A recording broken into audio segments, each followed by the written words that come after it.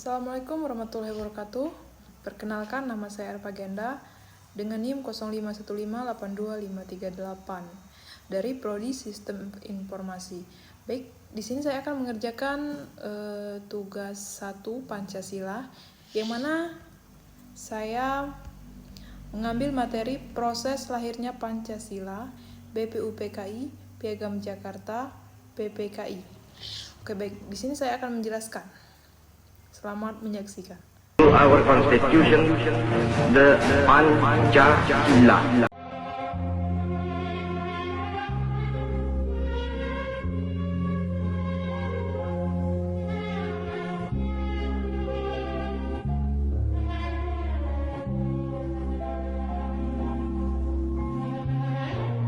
Secara etimologis, Pancasila berasal dari bahasa Sanskerta. Kata panca berarti 5 dan sila berarti dasar atau prinsip. Jadi, Pancasila adalah 5 prinsip utama yang menjadi pondasi dan pedoman hidup bagi kita sebagai bangsa Indonesia.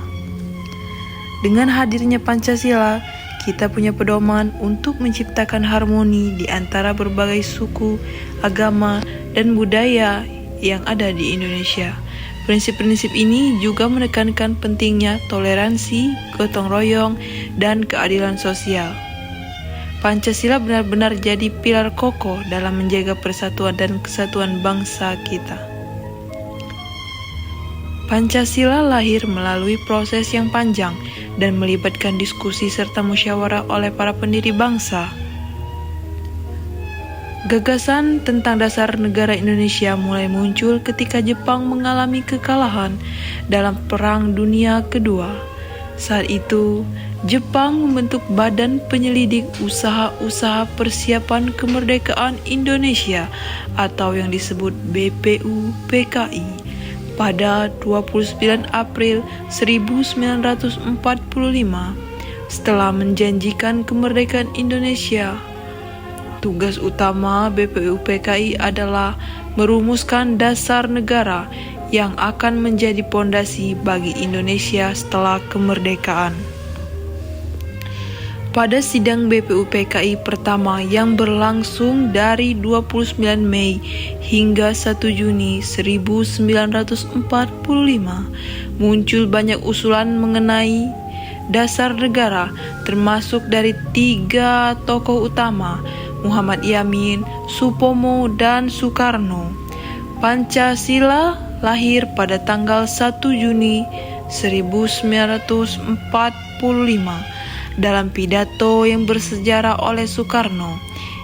Inilah mengapa tanggal tersebut kemudian diperingati sebagai Hari Lahir Pancasila. Tokoh-tokoh merumuskan Pancasila. Muhammad Yamin pada sidang BPUPKI tanggal 29 Mei 1945, Muhammad Yamin mengusulkan 5 dasar negara dalam pidatonya yang dikenal sebagai Rumusan Yamin. Usulan Muhammad Yamin sebagai berikut: pri kebangsaan, pri kemanusiaan, pri ketuhanan, pri kerakyatan, dan kesejahteraan rakyat.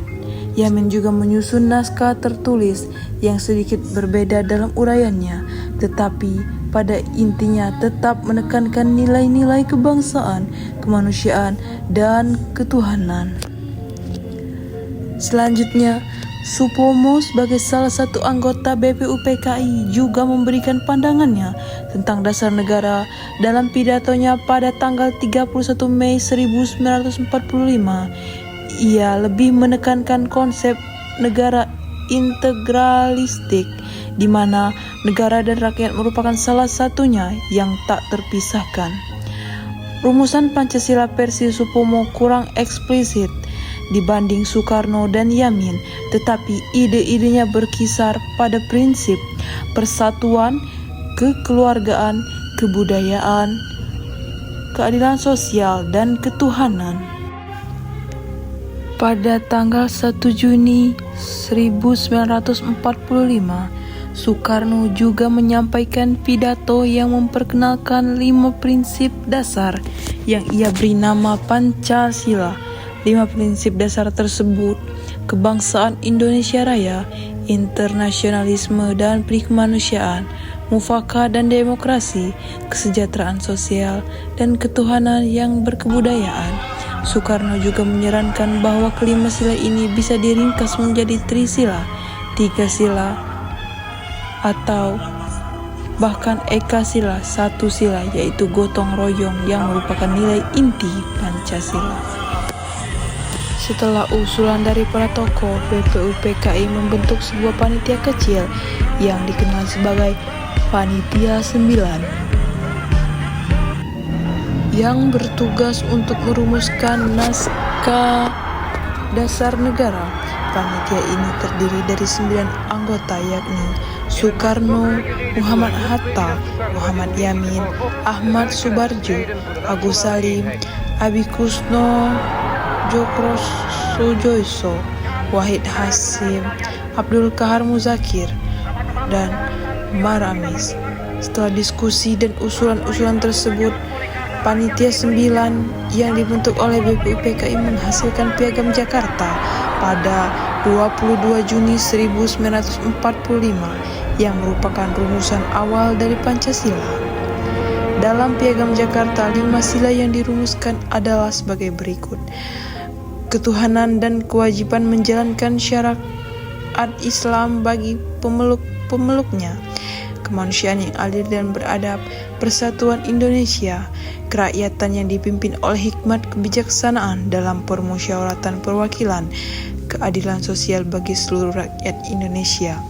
Namun, kalimat dengan kewajiban menjalankan syariat Islam bagi pemeluknya diubah pada 18 Agustus 1945 demi menjaga kesatuan dan persatuan bangsa, dan akhirnya lahirlah rumusan Pancasila yang kita kenal saat ini.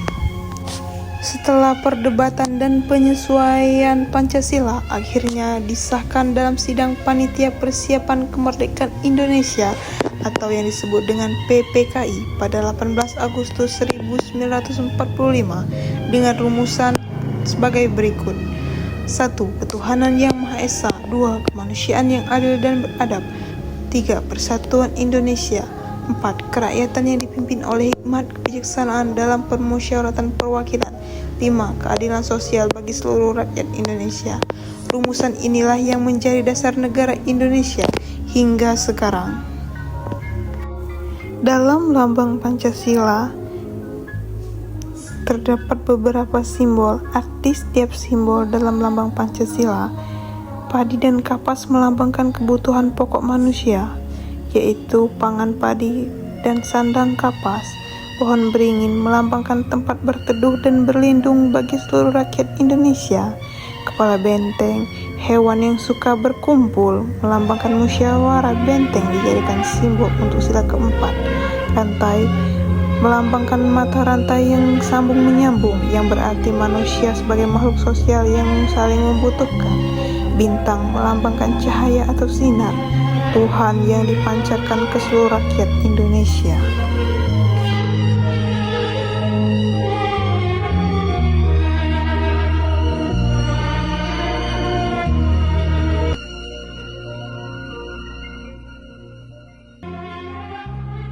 Makna burung Garuda sebagai lambang negara. Yang pertama, kekuatan dan dinamika. Garuda yang bersayap mengembang melambangkan kekuatan dan semangat bangsa Indonesia. 2. Kekuatan dan keangkuhan. Warna keemasan burung Garuda melambangkan keangkuhan dan kejayaan bangsa.